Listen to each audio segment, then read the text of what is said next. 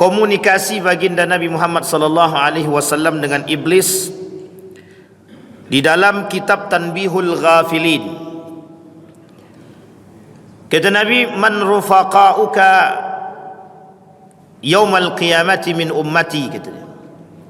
Kata Nabi, siapa yang akan menjadi sahabat-sahabat kalian, wahai para iblis, kelak di hari kiamat dari golonganku. Yang disampaikan, yang ditanya oleh Nabi. Kemudian iblis berkata, qala asyarah, ada 10, kata dia. Kalau mau punya kawan ada 10. Kata iblis, ada 10 golongan yang kelak menjadi kawanku atau menjadi sahabat kami, kata dia. Yang pertama sudah kita bahas di pertemuan yang lalu, sultanun jair. Arti sultanun jair ini pemimpin yang zalim, pemimpin yang jahat, pemimpin yang buruk perangainya, pemimpin yang diktator, pemimpin yang tidak baik akhlaknya, dan pemimpin-pemimpin yang lain yang sejalan dengan karakter-karakter yang tidak diinginkan oleh Allah. Melalui hadis baginda Nabi Muhammad sallallahu alaihi wasallam, bahkan Nabi menyampaikan di berbagai macam riwayat, kata Nabi, kelak di akhir zaman memang begitu, akan muncul para pemimpin-pemimpin yang disebut dengan jair, pemimpin-pemimpin yang zalim, pemimpin-pemimpin yang tidak baik. Bahkan di dalam hadis yang lain Nabi berkata, 6 golongan yang masuk neraka tanpa hisab.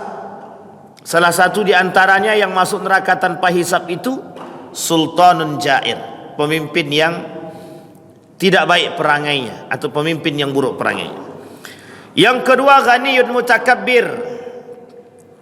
Kata Nabi, kata Allah dalam hadis qudsi itu, kata Nabi dalam hadis qudsinya, merujuk daripada perkataan Allah, qala Rasulullah sallallahu alaihi wasallam, qala Nabi sallallahu alaihi wasallam, qala Allah taala. Ketika Nabi bilang qala Nabi sallallahu alaihi wasallam, kemudian Nabi sanding dengan qala Allah taala, itu ciri daripada hadis qudsi. Kata Nabi dalam hadisnya, hadis qudsi tersebut, uhibbu thalathan wa hubbi thalathin wa hubbi li thalathin ashad wa abghadu thalathan wa bughdi li thalathin ashad. Aku benci 3 perkara, tapi kebencianku terhadap 3 perkara yang lain lebih aku benci. Salah satu di antara kebencian Allah tadi, dia ada 3 yang dicintai dan 3 yang lebih dicintai. Ada yang 3 yang dibenci, ada yang 3 yang jauh lebih dibenci oleh Allah. Nah, yang ketiga ini, yang 3 yang dibenci oleh Allah ini, di antara 3 ini ada salah satunya. Salah satu di antaranya, kata Allah, yang paling dibenci oleh Allah, ghaniyun mutakabbir. Apa itu ghaniyun mutakabbir? Orang kaya songong. Tahu Bapak Ibu orang kaya yang songong ya? Ini dah kita bahas panjang lebar nih. Di beberapa tempat juga kita sudah sampaikan, innad darahima taqsur rijal mahabatan wa majalasah. Sesungguhnya kekayaan itu justru memberikan tempat kewibawaan bagi orang-orang. Jadi kewibawaan, kata Imam Al-Ghazali, itu bukan lagi disebabkan karena iman, tapi disebabkan karena harta. Sehingga Bapak Ibu sekalian yang berbahagia, ketika harta menjadi tolak ukur kewibawaan seseorang, maka di situ orang akan berlomba-lomba mencari kekayaan. Ketika kekayaan menjadi tolak ukur dihormati atau tidak dihormatinya seseorang, maka orang akan berlomba-lomba mencari kekayaan. Makanya Bapak Ibu sekalian yang berbahagia, satu tradisi yang hari ini terbentuk di kalangan atau di hadapan kita hari ini adalah banyak manusia berusaha mencari kaya, ingin menjadi orang kaya, biar dapat penghormatan yang mulia. Tidak perlu iman, kami tidak butuh iman. Yang kami butuhkan harta, yang kami butuhkan duit. Jadi kami tak butuh iman. Sehingga kalau kami punya uang, kami dihormati. Tapi kalau kami tak punya uang, kami dicaci maki. Sekarang saya tanya Bapak Ibu, coba Bapak Ibu duduk dengan keluarga, adik Bapak Ibu, abangnya dan lain sebagainya, tapi di antara mereka tu ada yang kaya, yang kita orangnya sederhana atau mungkin golongan ke bawah. Saya tanya Bapak Ibu, dipandang tak kita tu? Kita tengok itu real dalam keluarga kita, tak usah jauh-jauh. Dipandang tak kita sama mereka? Tak. Mau tinggi imannya kek, mau bagus baca Qurannya kek, mau jadi imam kek dia atau tidakkah dia, tak dipandang orang awak. Kenapa? Tak punya piti tadi, tak punya uang.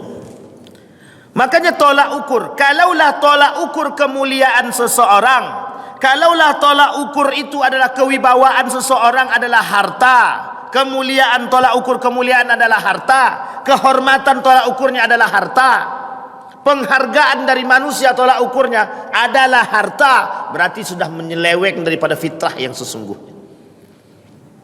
Karena yang sesungguhnya dalam fitrah itu manusia baik dan iman, beragama itu fitrah, berakhlak mulia itu fitrah. Seharusnya menjadi tolak ukur mulia atau tidak mulianya seseorang itu dua.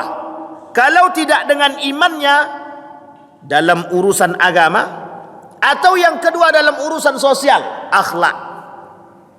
Makanya Nabi Muhammad SAW, saya tanya Bapak Ibu, Nabi Muhammad dihormati orang karena agamanya atau karena akhlaknya dulu? Agama kapan datang? Umur berapa Nabi dibaiat menjadi Rasul? 40. Sebelum umur 40, kira-kira Nabi lebih terhormat apa tidak terhormat? Sangat terhormat. Bahkan mohon maaf, ketika Nabi membawa agama Islam, mohon maaf, kita tidak mengkerdilkan Islam. Ketika Nabi membawa agama Islam, semua orang mencela Nabi. Yang tadinya mencintai dengan penuh kasih dan sayang, sampai-sampai Abu Lahab pun senang dengan keberadaan baginda Nabi Muhammad SAW. Lahir orang yang terbaik, mulia, dikasih nama oleh Abdul Muttalib Muhammad, nama yang tak pernah dipakai oleh kafir Quraisy. Tiba-tiba dipakai, artinya terpujian, bangga semua orang. Umur 40 dibawanya agama baru, ditendangnya Pak, diusir. Itu coba bayangkan. Bukan berarti agama itu tak benar. Artinya apa? Dengan penghormatan, penghargaan, kemuliaan itu dalam diri manusia, tolak ukurnya bukan kekayaan. Tolak ukurnya adalah akhlak secara prikemanusiaan. Makanya tadi subuh kami sampaikan di Masjid Jamiatul Zahidin itu, 3 yang menyebabkan kehancuran umat manusia. Satu di antara 3 yang disampaikan oleh baginda Nabi Muhammad SAW dalam hadisnya yang ketiga. Apa itu yang ketiga? Simpati dan empati itu sudah tak ada. Ar-rifqah itu tidak ada lagi dalam diri umat muslim. Itu akhlak. Itu akhlak. Dan itu yang terpenting. Makanya kata Imam Al-Ghazali, innad darahima taksur rijala mahabatan wa majalasah. Nanti kata Imam Ghazali, yang membuat orang terhormat itu bukan akhlak, bukan iman, tapi yang membuat orang terhormat itu harta. Ini perlu kita ulang lagi. Kasus Haritan Sudibyo itu, masuk masjid semua orang cium tangan tuh, karena punya piti. Coba kalau nggak punya duit, siapa lo? Sampai di sini bisa dipahami ya Bapak Ibu. Begitulah. Dan itu disampaikan oleh Nabi. Itu nama tersebut tuh Bang, pandai-pandailah. Sampai di sini paham ya Bapak Ibu ya. Baik, kembali kepada poin kita. Ghaniyun mutakabbir. Kata Allah dalam hadis qudsi, abghadu salasan wa bughdi di salasin asyad, yang paling aku benci, kata Nabi. 3 yang dibenci oleh Allah, tapi ada yang 3 perkara yang jauh lebih dibenci oleh Allah. Ghaniyun mutakabbir, orang kaya yang songong. Tapi kata Allah, orang kaya songong masih ada yang disongongkannya kekayaannya. Ada yang lebih yang paling aku benci lagi, orang fakir yang sombong. Fakir mutakabbir jauh lebih dibenci oleh Allah. Sudah dia fakir, sudah dia miskin, songong pula lagi, tak apa yang mau disombongkan. Nah, itulah bahasa kita sekarang nih. Baik, kembali. Artinya kata iblis, Yang menjadi kawanku adalah salah satunya adalah orang kaya yang sombong. Pertanyaannya, apa kesombongan orang kaya? Itu yang pertama yang harus kita bahas. Kesombongan orang kaya itu adalah satu, merasa semua harta yang dia miliki adalah jerih payah dia sendiri. Inilah kesombongan tertinggi orang yang kaya, sombong kepada Allah. Sampai di sini paham Bapak Ibu ya? Ini kesombongan tertinggi yang dimiliki oleh orang kaya. Merasa semua jerih payah yang dia lakukan, semua yang dia dapat, hasil yang dia dapat adalah hasil daripada jerih payah dia sendiri. Inilah yang disebut dengan kesombongan tertinggi dalam seorang hamba. Kenapa? Karena kesombongannya kepada Allah langsung, bukan sama manusia, kepada Allah langsung. Ini contohnya Qarun. Innama utituhu ala ilmin indi. Qarun juga sudah bilang begitu. Ini kan hasil jerih payahku. Ngapain kalian datang minta sedekah ke sini? Nah, itu bahasa sederhananya. Itu yang pertama. Yang kedua, kesombongan orang yang kaya, merasa dengan semua harta bisa dia beli, termasuk kebahagiaan dan keimanan. Artinya apa? Kami punya harga diri. Harga diri kalian bisa kami beli dengan harta yang kami miliki. Maka Bapak Ibu sekalian yang berbahagia, jangan pernah rendahkan harga diri kita di hadapan manusia hanya karena harta. Maka bahasa sederhananya begini, kalau bahasa kasarnya begini, kalau sudah terasa memakan jasa orang, nah itu siap-siaplah tuh, siap-siap aja lah. Apa? Akan ada pengungkitan jasa, atau karakter dosa besarnya disebut dengan manan, akan mereka lakukan kepada kita. Sudah ku kasih makan, sudah ku kasih duit, sudah ku inikan, sudah ku itukan, masih juga kau melawan padaku. Nah, akhirnya mohon maaf Pak, terkhusus bagi para alim yang sudah pernah merasakan duit panas, sulit lidah nih nak menyalahkan yang salah itu. Nak membenarkan yang salah itu tak sanggup lagi. Kenapa? Lidah tadi sudah terasa. Nah, ini yang kita maksud. Kesombongan yang dimiliki oleh orang yang kaya tadi yang kedua, mereka sombong seolah-olah dengan harta yang mereka miliki, mereka bisa membeli apapun yang mereka inginkan, termasuk keimanan, termasuk agama. Apa contohnya mereka membeli agama dengan harta dan kekayaan mereka? Jual beli fatwa misalkan. Tolong kau fatwakan ini duit sekian misal. Atau tolong masjid itu kalian buat, tapi buat sesuai dengan apa yang aku inginkan. Tolong kalian undang orang-orang yang sesuai dengan otakku. Mau liberal kek, mau apa kek, terserah. Ini duit. Itulah enaknya orang kaya. Dengan duit dia suka-suka hati aja. Yang penting kan kita dapat duit. Ini pula kalau orang yang suka menerima duit tadi. Yang penting kami dapat duit. Ini yang harus kita perhatikan. Kesombongan yang kedua, mereka sombong seolah-olah bisa membeli apapun yang bisa mereka beli sesuai dengan keinginan mereka. Tapi ingat, ada satu hal yang mereka tidak bisa beli, iman. Karena harta itu tidak bisa membeli iman. Hanya saja iman bisa digadai dengan harta. Iman bisa digadai dengan harta bagi mereka yang tidak punya kekuatan. Apa contohnya? Banyak orang yang tergadaikan akidah dan keimanannya hanya karena harta. Sekarang saya lihat Bapak Ibu, kita lihat sekarang berapa banyak orang kaya yang sombong dengan kekayaannya. Mereka bisa membeli apapun. Mohon maaf, termasuk hukum sekalipun mereka bisa beli. Yang kasus contohnya ya sudah jelas ya, 200 berapa? 71 triliun. Cuma di penjara 6,5. Makanya betul juga pernyataannya itu Pak, kalau mau korupsi jangan tanggung-tanggung, habiskan sekalian. Toh penjara juga sedikit, kecil, 6,5. Andai 1 tahun itu 100 juta, berarti berapa? 600 juta baru. Tinggal 5 bulan. Tinggal 5 bulan untuk apa? Sampai di sini bisa dipahami. Kesombongan yang kedua. Kesombongan yang ketiga, Kesombongan yang ketiga yang dimiliki oleh orang-orang yang punya harta, memandang rendah orang yang di bawah mereka. Memandang rendah orang-orang yang di bawah mereka. Ini penting Bapak Ibu kesombongannya. Kesombongan orang-orang yang kaya itu, yang punya harta itu, memandang rendah orang-orang di bawah dia. Sini, kau kan miskin, sini aku kasih. Ini uang 30 juta, pokoknya terserah kau mau buat apa. Terserah. Itu kesombongan, Pak. Dan nomor 3 inilah kesombongan yang paling nampak di tengah-tengah masyarakat hari ini. Kesombongan yang ketiga, kesombongan terhadap manusia atau merendahkan orang lain yang lebih di bawah mereka. Makanya kata Imam Al-Ghazali dalam kitabnya Asrarul Zakah itu, percikan daripada Ihya Ulumuddin, kata Imam Al-Ghazali, bersedekah itu, memberi itu jangan sampai merendahkan orang. Karena ternyata ketika kita memberi dan bersedekah kepada orang dengan kategori atau kita merendahkan orang lain, itu ternyata dipandang oleh Imam Al-Ghazali itu sangat-sangat tidak beretika. Kenapa? Karena Nabi mengajarkan begitu. Kata Nabi, kalau mau sedekah jangan sampai orang lain tahu. Tujuannya cuma satu, biar ndak jatuh harga diri orang yang tadi menerima sedekah tadi. Nah, kalau kita kan tidak, aku tadi itu, kau kan dah aku sedekahi. Ini pula manusia sekarang.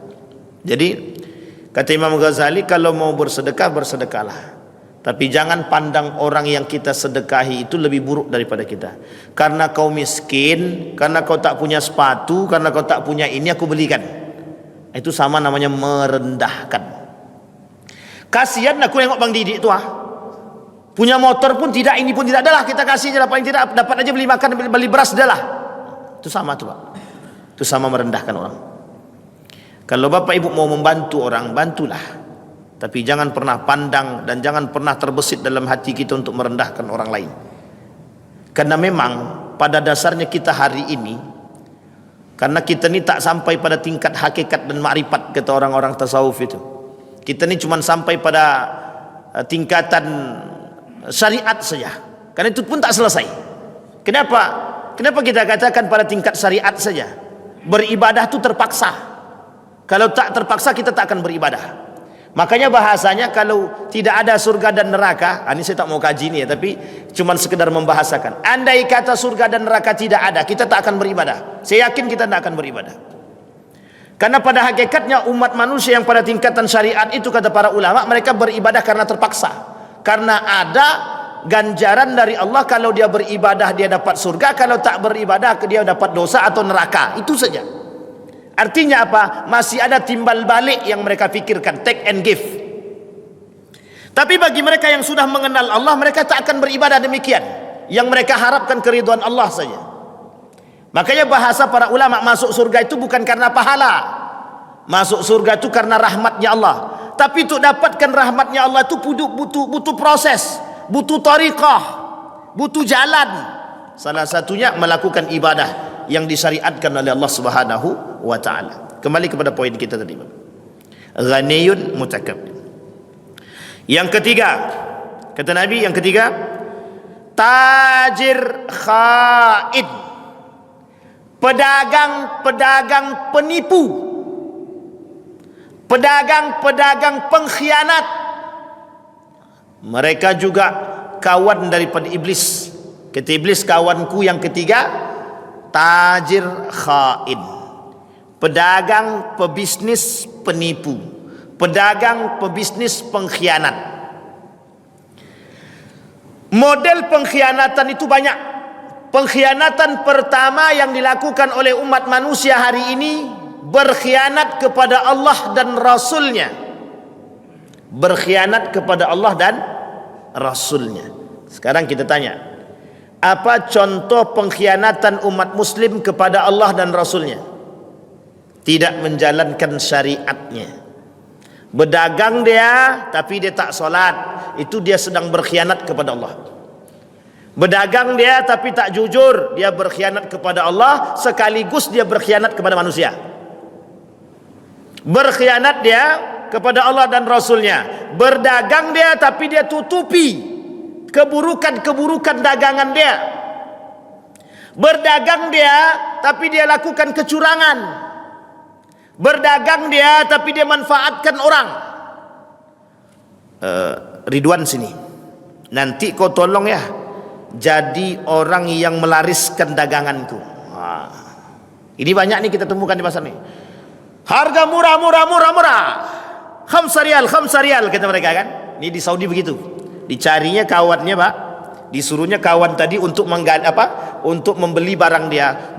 Kemudian dia deskripsikanlah barang tadi. Barang ini bagus, mahal, barangnya diambil dari tempat tertentu, pokoknya bagus. Mari beli, sayang kalau tak beli. Misal, ternyata kawan. Itu namanya dusta.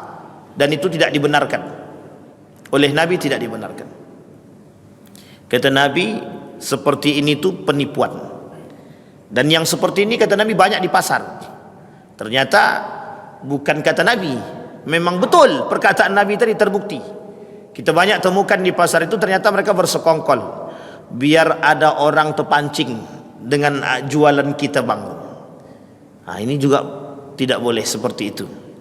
Yang seperti ini tolong yang pedagang-pedagang, kita ini mencari keberkahan, bukan kita cari kemurkaan. Kalau mau cari kemurkaan mudah, mau cari keuntungan dengan cara yang curang silahkan. Kata Nabi dalam hadisnya itu al-halafu munafiqatun lis-sil'ati mumhiqatun lil barakah. Memang kalau kalian berdagang kata Nabi dengan sumpah itu mudah mendapatkan keuntungan, tapi keberkahan itu tidak ada kata Nabi. Jadi kalau keberkahan itu tidak ada, bagaimana? Dapat 10 juta hilang semua. Besoknya ada entah lampu yang mati, rumah terbakar, kulkas yang rusak. Habis 10 juta itu tak cukup. Untuk memperbaiki itu tak cukup. Dapat uang 150 juta misalkan. Besoknya ditipu sama orang, hilang 50 juta, tinggal 100 juta. Jadi kalau harta yang mohon maaf, kadang-kadang kita perlu sesuatu yang memahami konsep berkah itu penting, sangat penting sekali. Karena kalau kita berkisar pada nafsu saja, memang kita berharap betul setiap dagangan kita tuh cari untung aja. Pertanyaannya, mengapa para pedagang hari ini tidak mau merujuk kepada konsep dagang Nabi? Karena kata mereka, dagang Nabi itu dagang yang rugi. Padahal Nabi tak pernah rugi dengan dagangnya itu, tidak pernah rugi. Tapi mengapa mereka merasa rugi dengan dagang ala Nabi? Kenapa? Karena dalam otak mereka cuma satu saja. Kalau tidak dapat keuntungan yang real, itu tidak ada keuntungan yang lain. Sehingga Bapak Ibu sekalian yang berbahagia, tak salah Bapak Ibu, tak salah. Karena yang dicekoki oleh para ekonom-ekonom zaman dahulu bagaimana mencari keuntungan sebesar mungkin.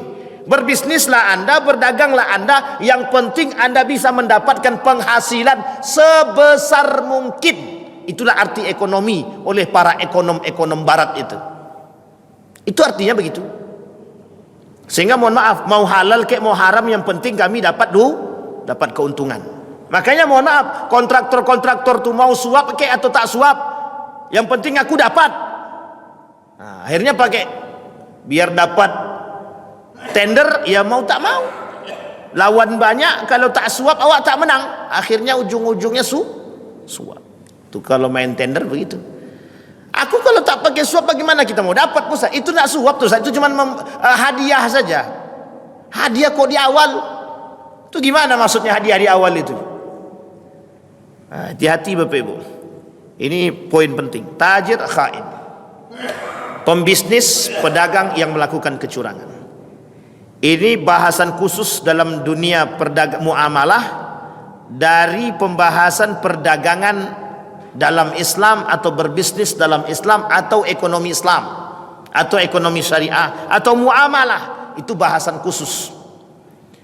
Apa yang disebut dengan tajir khain? Seorang pedagang, seorang yang melakukan pebisnis tapi melakukan pengkhianatan dan penipuan. Sehingga Allah turunkan dengan karakternya jahiliyah pada masa itu, Allah turunkan satu surat khusus. Namanya Al-Mutaffifin. Wailul lil mutaffifina alladzina idza iktalu 'alan nasi yastawfun wa idza kaluhum aw wazanuhum yukhsirun. Itu Bapak Ibu. Jadi jangan salah, ayat yang diturunkan itu tentang ancaman Allah kepada pelaku-pelaku, perusak, pengkhianat, penipu dalam dunia dagang, itu jangan dikira cuma timbangan saja yang dimaksudkan oleh ayat tersebut. Yang dimaksudkan oleh ayat tersebut semua bentuk kecurangan yang dilakukan dalam usaha apapun itu. Kita ambil contoh. Sekarang kan lagi tren jual beli online. Di fotonya begitu cantiknya, bajunya bagus, bersih kan tak bisa dipegang tadi. Ternyata alat untuk memotonya itu pakai kamera apa namanya Marian? DS. Nah, itulah pokoknya. Kamera canggih secanggih-canggihnya. Barang sampai ke rumah, halah Tuhan. Lama-lama kita ngelus dada, Pak. Ngelus dada. Ternyata barang yang sampai tak sesuai dengan apa? Dengan yang kita harapkan. Harganya murah, Pak. Barangnya bagus. Benar. Kalau bahasa pedagang sekarang nih ada harga, ada gimana? Ada kualitas, ada harga. Nah, kan begitu. Jadi harganya cuma 70.000 tapi bagus. Dari mana tahu bagus fotonya? Nah, ternyata setelah datang kecewa kan? Tak perlu kita marah sama pedagangnya. Kita yang bodoh. Kita yang bodoh, mau ditipu. Makanya mohon maaf Bapak Ibu sekalian yang berbahagia. Ketika transaksi jual beli online itu terjadi, banyak yang hilang. Apa yang hilang? Sunnah daripada transaksi jual beli dalam muamalah pun tak ada lagi. Keberkahan dalam transaksi jual beli dan muamalah itu sudah nggak ada lagi. Makanya mohon maaf, uniknya kalau kita pergi ke pasar membeli, itu di situ banyak keberkahan yang kita dapat. Satu, kita bertransaksi langsung dengan orangnya. Barang yang kita lihat jelas, kecurigaan tidak ada, kejujuran nampak. Yang kedua, uniknya adalah silaturahim terjalin. Kenal kita, oh ternyata yang menjual ini saudara kami. Misal, tahu kita Pak, kenal kita. Kalau online, mata tak nampak, hidung apa tak lagi, tak jelas. Jadi kalau penipuan terjadi, itu memang ladangnya. Jual beli online itu ladang penipuan. Makanya kalau kita tak hati-hati dalam membeli barang di tempat jual beli online, ya harap maklum saja, tidak usah marah-marah, karena memang itu kesalahan kita. Ada tempat yang jelas kita tak mau. Apalagi sekarang Bapak Ibu, ini kalau dikaji lebih luas lagi, panjang nih Bapak Ibu, bisnis mata uang. Makanya ada Bitcoin. Tahu Bapak Ibu Bitcoin? Tidak tahu kan? Itu agak berat sedikit. Bitcoin itu ada nanti mata uang digital.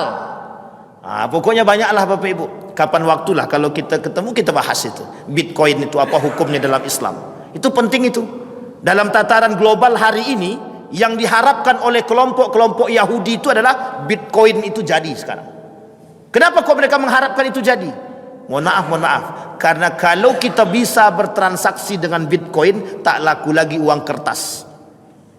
Kalau uang kertas tak laku lagi, transaksi zahir face to face sudah tak ada lagi, disitulah ladang kemaksiatan dan penipuan semakin besar. Banyak ladangnya situ Pak, sudah disediakan. Nah, jadi Bapak Ibu sekalian yang berbahagia, Nabi juga sampaikan, kata Nabi, di akhir zaman itu penipuan itu merajalela. Penipuan dalam transaksi itu merajalela. Merajalela kata Nabi. Orang tak akan berfikir tentang itu lagi. Yang mereka fikirkan untung rugi saja. Ini aku rugi atau tidak? Mau halal kek, mau haram kek, terserah. Makanya mohon maaf betul. Banyak pedagang-pedagang hari ini tak berfikir, main riba aja semua. Yang penting aku punya modal. Mau dia dapat modal dengan cara yang haram, mau dengan riba, mereka tak pikir. Yang mereka fikir yang penting aku punya modal. Tapi coba bayangkan ketika Allah mengancam mereka dengan ancaman perperangan tadi, diperangi oleh Allah. Memang modalnya, pinjamlah ke bank sini, ada bunganya sekian. Sampai kapan kita akan terus begitu? Tidak ada lagi keberkahan dalam rumah tangga, transaksi muamalah, pendapatan dan lain sebagainya. Mohon maaf, yang masuk ke dalam perut anak istri kita yang syubhat dan yang haram, bukan yang halal. Lah wajar kalau sekarang itu banyak orang yang berkarakter yang tak baik. bisa jadi disebabkan karena yang masuk ke dalam perut mereka itu yang haram atau yang syubhat. Dan yang syubhat dan yang haram itu mampu merubah karakter, mampu. Yang tadinya baik dia perangainya karena sudah termakan yang haram, termakan yang syubhat, berubah. Yang tadinya tak pernah mencaut, sekali pernah memakan yang haram, lepas lidah deh, jangankan mencaut, semua binatang disebutnya. Coba Bapak Ibu bayangkan. Jadi jangan salah, pengaruh yang haram itu berat. Nah, orang yang melakukan kecurangan dalam transaksi jual beli, mencari keuntungan dengan cara yang haram, maka apa yang dia dapatkan haram. Kalau menipu Pak Ustaz haram, kalau berkhianat Pak Ustaz haram, apa tak lagi? Sekarang pertanyaannya, adakah di antara kita yang seperti itu? Ya mungkin ada dan mungkin juga tidak ada. Artinya apa? Sebagian ada, sebagian lagi tidak. Nah, Bapak Ibu sekalian yang berbahagia, kata iblis, itu kawanku, itu sahabatku. Cuman iblis kan tak mungkin terang-terangan bilang begitu ke kita. Si Agus, sini kau Agus, kau kan kawan aku, kan tak mungkin. Karena iblis menunjukkan karakter. Bapak Ibu sudah belajar talbisul iblis. Di dalam kitab talbisul iblis itu, salah satu cara atau poin yang paling utama yang dilakukan oleh iblis itu untuk mencari kawan. Kawan yang mereka cari itu dengan strategi. Salah satu strategi yang mereka lakukan adalah menyelewengkan pelaku-pelaku nilai agama yang baik menjadi tak baik. Itu dia. Nah, salah satunya dalam pedagang-pedagang tadi, namanya tajir khain. Itu yang ketiga. Ini kalau diulang begini tak akan selesai nih. Yang keempat, syaribul khamri, peminum khamar atau pemabuk. Nah, ini dah paham kita nih kalau ini dah paham. Dosa besar, kabair, pelaku dosa besar, kata Imam Syamsuddin Az-Zahabi dalam kitab Al-Kabair. Salah satu di antara 70 lebih dosa besar, salah satunya adalah syaribul khamri, peminum khamar. Sekarang ini minuman khamar itu akan dibuat berbagai macam bentuk. Kami tahunya cuma bir bintang sama kamput aja, Ustaz. Apalagi nama baru sekarang? Ada yang tahu? Abang tahu? Alhamdulillah bang, selamat abang berarti. Jangan sampai salah minum kita kalau kita tak tahu. Tapi penting juga kita tahu Pak, biar kita tahu mereknya apa dan kita tak minum. Tapi kalau kita tak tahu, wah ini minuman bersoda bagus nih kata dia. Sekali minum hilang otak awak sekarang, habis. Nah, itu dibenci oleh Allah Bapak Ibu. Syaribul khamar ini yang dimaksud oleh iblis, syaribul khamar bukan hanya sekedar peminum saja, penjual sekalipun. Penjual khamar sekalipun, bukan hanya penjual khamar saja. Kawan iblis itu bukan hanya peminum saja. Orang yang mengetahui yang tidak mau menegur. Di depan Bapak Ibu minum, orang minum khamar dia tak berani Bapak Ibu tegur. Itu bagian tuh indikasi-indikasi. Jadi Bapak Ibu, sekarang itu kata Nabi, kelak di akhir zaman itu kata Nabi, yang namanya peminum khamar itu tidak satu, banyak. Ini bahasa kiasan. Apa bahasa kiasan itu? Yang memabukkan itu bukan hanya khamar saja. Apa itu yang memabukkan? Yang menghilangkan akal ini bukan hanya khamar saja. Orang yang minum khamar, orang yang mabuk, kita lihat kasus yang ditabrak di Hang Tuah itu. Siapa yang nabrak itu? Terindikasi mabuk. Ada yang kata itu narkoba. Nah, coba bayangkan, itu dampaknya besar, itu hilang akal. Satu-satunya hilang akal yang tidak masuk dalam kategori ma'fu anhu kata Allah, orang yang hilang akalnya karena minuman. Minum khamar itu bisa memabukkan. Yang dimaksud hari ini bukan hanya khamar, bukan hanya bir bintang, bukan hanya kamput, ganja, apa lagi? Ekstasi. Kok tahu bang? Apa lagi? Sabu-sabu. Ada lagi yang bisa memabukkan. Tuak. Air nira yang difermentasi. Apa lagi bang? Lem. Tahu Bapak Ibu lem? lem cap kambing itu. Ini juga memabukkan Pak. Lem cap kambing itu kebetulan dulu waktu SD. Waktu SD kata kawan, "Wan, ini adalah lem nih Wan." Saya juga tahu kalau itu lem nih. Terus diapain tuh lem biar bagus kata dia. Kita buka Wan tutupnya, dibuka. Saya masih ingat betul itu. Itu kelas 3 SD. Diajak sama kawan cabut dari sekolah, masuk ke hutan. Awak kira baiklah perlaku orang nih, rupanya tak. Diambil, dibelilah lem tadi, lem cap kambing tadi, dibukanya lem tadi, tutup tadi, dihirupnya Pak. Saya bilang, aduh kacau, memang tak ada yang lagi lebih sehat lagi. Dalam otak saya sudah waktu itu saya sudah berpikir, ini tak sehat otak orang ini. Sampai hari ini saya masih ingat. Kenapa saya masih ingat? Karena waktu itu saya hadir di situ. Saya hadir di situ Pak. Melihat orang tuh mencium bau lem itu tadi, sampai sedalam-dalamnya dihirup dia, sampai lem ini kering. Setelah itu tak ada yang sadarkan diri. Saya bilang, tak ikut campur saya. Tidak mau saya, tidak mau. Narkotika kata Bang Haji Roma Iroma itu juga termasuk. Banyak Pak modelnya. Artinya apa? Sekarang ini modelnya banyak Pak. Tak itu saja. Ada minum yang dicampur itu apa namanya itu? Minum-minuman yang tapi ada campur-campurannya yang bisa memabukkan juga. Memang kalau tidak dicampur dia tak memabukkan. Tapi setelah dicampur baru memabukkan. Ada minuman yang dicampur dengan flitur kata dia. Saya bilang tak ada kerjaan orang sekarang nih. Ada minuman yang sehat, cari minuman yang tak sehat. Minum teh tak mau lagi. Sekarang minumnya bir bintang, biar gaul. Dan Bapak Ibu sekalian yang berbahagia, banyak kita temukan orang-orang yang minum-minum kayak gini itu dalam pesta-pesta. Ada pesta-pesta yang tertentu menghadirkan band. Coba tengok di belakang tuh, ada enggak orang yang minum itu? Kalau tak minum kami tak happy Pak Ustaz. Itu masalah kita hari ini. Maka kata Nabi, kelak di akhir zaman para peminum-peminum seperti ini itu berkeliaran. Kenapa kok berkeliaran? Akan muncul di tengah umat manusia itu orang-orang yang tak mau peduli dengan kawan-kawannya, dengan orang lain. Mereka tak peduli lagi. Yang minum dia, yang masuk neraka dia. Tidak seperti itu konsepnya dalam Islam. Yang minum saudara kita, kalau kita tak tegur sebagai seorang muslim, kalau kita tak nasihati sebagai seorang muslim, kita sama dengan mereka, meskipun mungkin tingkatannya berbeda. Artinya apa? Kata Nabi, kelak di akhir zaman akan hilang tuh simpati dan empati dari setiap manusia tadi. Kita ni begitu Pak.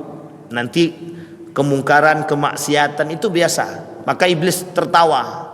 Dari sekarang tuh iblis sudah tertawa. Kenapa? Iblis sudah nampak kelak masa depan tuh dah jelas mana manusia-manusia iblis yang bakal jadi kawanku, dah nampak kata dia. Makanya kenapa sekarang iblis, setan tuh tidak perlu campur tangan lagi untuk menjadikan manusia itu setan. Rata-rata udah pada setan semua. Sudah banyak jadi setan Pak. Dia nggak mau lagi dia menghasut orang tuh, nggak mau lagi dia. Kenapa kalau tak mau menghasut lagi? Nah, itu tadi. Yang keempat, yang kelima itu fattat. Ini juga sama nih Pak. Nabi juga sampaikan dalam hadisnya, tukang-tukang fitnah. Kalau sekarang ini bukan lagi merajalela Pak Ustaz. Memang itu isinya. Memang itu isinya di muka bumi ini sekarang. Tukang fitnah saja. Kenapa kok kita katakan tukang fitnah sekarang? Padahal Allah kata dalam Al-Quran itu, in ja'akum fasiqum binaba'in fatabayyanu. Kalau datang kepada kalian berita, tolonglah diklarifikasi dulu, benar apa salahnya berita tersebut. Jangan main sebar-sebarkan gitu dia. Makanya paling mudah kita lihat hari ini pembunuhan karakter. Pembunuhan karakter itu mudah hari ini. Dengan apa? Membuat fitnah. Fitnah yang kita sebarkan itu bisa membunuh karakter orang. Kita ambil contoh kasus Ustadz Adi Hidayat misalkan. Fitnah yang tersebar, difitnahlah A, B, C, D. Banyak sebar fitnah untuk dia.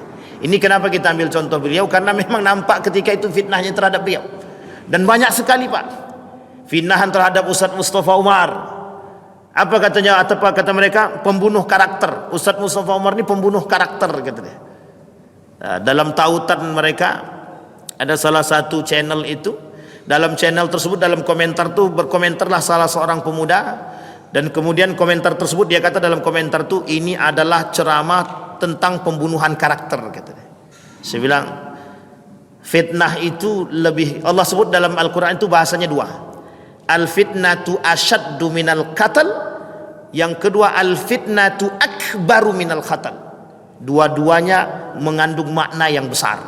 Yang pertama Allah katakan asyaddu, lebih berbahaya. Fitnah lisan ini lebih berbahaya daripada Anda menusuk itu, Pak. Utsman bin Affan itu terbunuh karena fitnah. Sudah difitnah secara karakter, dibunuh lagi gara-gara fitnah juga. Yang tukang fitnahan siapa, yang membunuh siapa? Nah, itu Utsman bin Affan. Sama, Pak. Pertikaian antara Ali dengan Muawiyah disebabkan karena apa? Fitnah. Pertikaian antara Ali dengan Aisyah disebabkan apa? Fitnah. Pembunuhan Al-Hasan fitnah, pembunuhan Al-Husain fitnah, semua fitnah. Sekarang ini tukang-tukang fitnah ini memang digaji. Apa bahasanya dia? Apa, Bang? Buzzer. Dah berbunyi rem kita. Buzzer tuh, Pak. Makanya mohon maaf, kemarin tuh ada perekrutan buzzer. Jadi yang punya ahli di bidang itu, yang suka memang mulutnya ember, silahkan daftarkan. Tapi tanggunglah dosanya di akhirat besok. Orang-orang yang seperti ini, orang-orang yang suka menyebarkan fitnah, kelak orang-orang yang suka, yang tukang menyebar fitnah ini, di akhirat mereka yang paling miskin di antara semua umat-umat yang lain. Itu yang paling miskin, yang paling bangkrut. Kenapa? Karena setiap orang datang kepada mereka untuk meminta kebenaran daripada apa yang dia sampaikan. Maka Bapak Ibu sekalian yang berbahagia, kata Nabi dalam hadisnya, kelak orang-orang yang kita fitnah itu dan yang kita zalimi itu, yang kita sakiti itu, meminta pertanggungjawaban kepada Allah. Ya Allah, si Agus tu kerjaannya di muka bumi itu cuma memfitnah aku saja. Aku pokoknya meminta pertanggungjawaban kepadamu. Dipanggil si Agus tadi, betul kau fitnah si Alan tadi? Betul. Apa yang kemudian diberikan oleh Allah? Diambil semua kebaikan si Alan, diberikan kepada si Agus. Habis kebaikan si Alan, keburukan si Agus diberikan kepada si Alan. Itu yang disampaikan oleh Nabi. Hatta yuqadu syatal jalha minas syatil qarna, kata Nabi. Semua diambil. Kemudian sampai habis itu. Ketika habis kebaikan seseorang tadi, maka diambil keburukan orang yang difitnah tadi, diberikan kepada orang lain. Diberikan kepada orang yang memfitnah tadi. Begitu terus menerus, Pak. Bangkrut, Pak. Bangkrut sebangkrut-bangkrutnya. Tapi kan manusia tak takut. Kenapa kita tak takut? Tak nyata. Tidak nyata. Nabi kata terhadap seorang tukang fitnah pada masa Nabi, apa kata Nabi? Kata Nabi, ketika seorang sahabat difitnah, apa kata Nabi? Bersihkan nama dia semasa dia hidup. Ini tukang sumpah palsu nih. Ini orang-orang yang suka bersaksi palsu, sama orang-orang yang bersaksi palsu.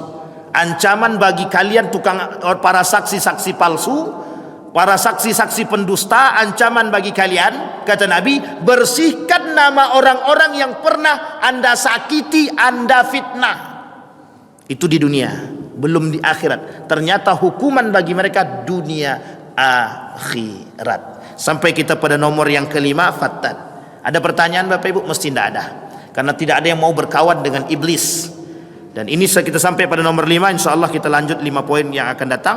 Mudah-mudahan ada manfaatnya bagi kita semua. Mudah-mudahan bisa menghindari kita dari perbuatan-perbuatan iblis yang dilaknat oleh Allah Subhanahu wa ta'ala. Fa'tabiru ya ulil absar la'allakum tuflihun. Assalamualaikum warahmatullahi wabarakatuh.